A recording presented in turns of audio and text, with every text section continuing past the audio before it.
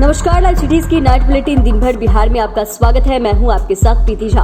खबरों की शुरुआत करेंगे, लेकिन उससे पहले एक नजर डालते हैं आज की सुर्खियों पर। जेपी नड्डा से मिले चिराग, हाजीपुर से ही लड़ेंगे चुनाव।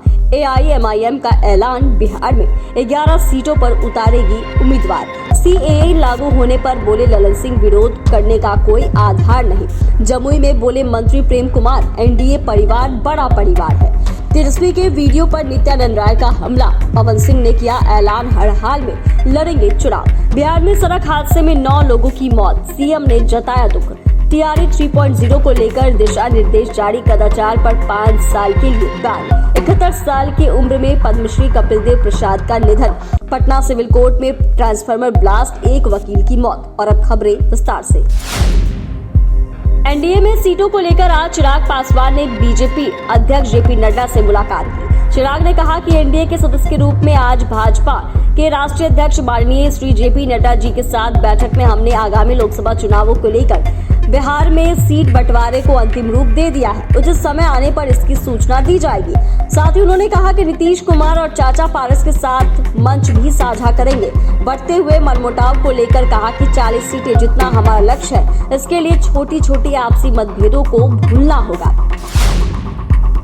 असदुद्दीन ओवैसी की पार्टी AIMIM इस बार बिहार में लोकसभा की 11 सीटों पर चुनाव लड़ेगी। पार्टी के प्रदेश अध्यक्ष अख्तरुल ईमान ने बुधवार को इसकी जानकारी दी। उन्होंने बताया कि सीमांचल की 4 सीटों किशनगंज, कटिहार, अररिया और पूर्णिया के अलावा इस बार पार्टी बिहार के अन्य इलाकों में भी चुनाव लड़ेगी। अख्तरुल ईमान के मुताबिक पार्टी इस बार दरभंगा, भागलपुर, काराकाट, बक्सर, गया, मुजफ्फरपुर और उजियारपुर में भी अपना उम्मीदवार उतारेगी। ये सभी सीटें ऐसी हैं जहां बड़ी संख्या में मुस्लिम आबादी है।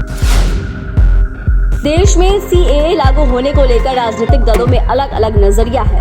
ऐसे में CAA कानून को लेकर जदयू के पूर्व राष्ट्रीय अध्यक्ष ललन सिंह ने बयान दिया है। ललन सिंह ने CAA कानून का समर्थन किया है। कानून को लेकर कई राज्यों में हो रहे विरोध पर मुंगेर सांसद ने कहा कि इसके विरोध का कोई आधार ही नहीं है। इस देश के नागरिकों को खतरा नहीं है। इस देश के जो नागरिक हैं उन पर यह लागू नहीं होता है। कोई आधार नहीं है। बिना आधार का हल्ला करना तो हल्ला करते रहिए। NDA में सीट शेयरिंग का बंटवारा अभी नहीं हुआ है। इसके बाद अटकलों का बाजार गर्म है। कहा जा रहा है कि NDA में सब कुछ ठीक नहीं चल रहा है। जिसके बाद जमुई में बिहार सरकार के मंत्री प्रेम कुमार ने सारे अफवाहों पर जवाब दिया और कहा कि सीट बंटवारे को लेकर NDA में कोई ओहापोह नहीं है।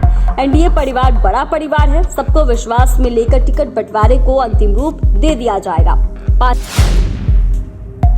आज सुबह तेजस्वी यादव ने एक वीडियो जारी कर CM नीतीश के 17 साल के कार्यकाल को अपने 17 महीने के कार्यकाल से चुनौती दी है। जिसके बाद केंद्रीय मंत्री नित्यानंद राय ने तेजस्वी यादव पर पलटवार करते हुए कहा कि वो क्या वीडियो जारी करेंगे।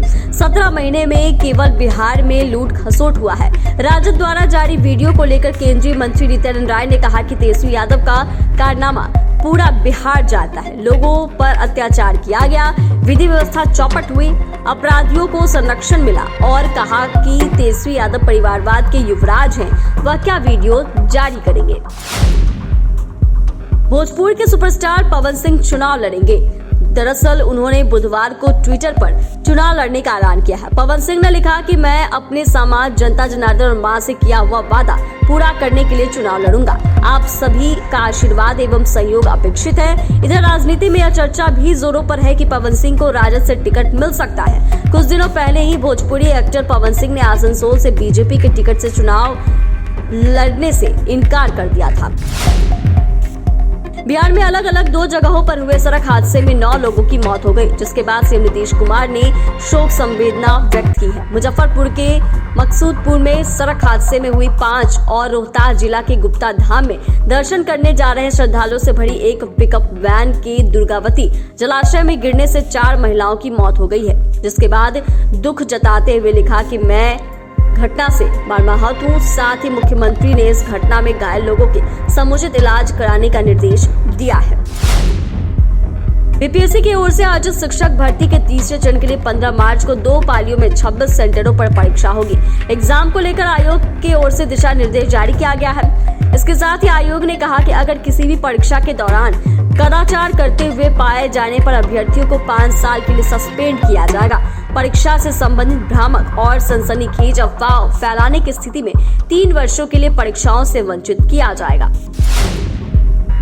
सूती या तसर के कपड़े पर हाथ से एक जैसी 52 बूटियां यानी कि मोटिफ टाँके जाने कारण वामन बूटी की कला में निपुण नालंदा के कपिल देव प्रसाद, जिन्हें पिछले वर्ष 2023 के अप्रैल महीने में राष्ट्रपति द्रौपदी मुर्मू ने देश के चौथे सर्वोच्च नागरिक सम्मान पद्मश्री से सम्मानित किया था। उनका निधन पटना के एक निजी अस्पताल में मंगलवार को हो गई है और उनके निधन की खबर सुन नालंदा में शोक की लहर दौड़ पड़ी है। कपिल देव प्रसाद का अंतिम संस्कार पटना के फतुहा स्थित त्रिवेणी घाट पर किया जाएगा।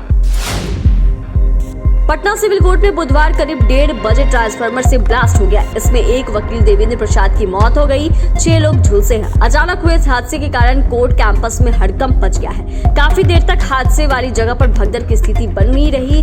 ट्रांसफार्मर सिविल कोर्ट के गेट नंबर 1 के पास लगा था। एफएसएल की टीम कोर्ट पहुंचकर जांच शुरू कर दी है। चैनल को सब्सक्राइब करें, फेसबुक पेज को लाइक करें। वीडियो देखने के लिए आपका धन्यवाद।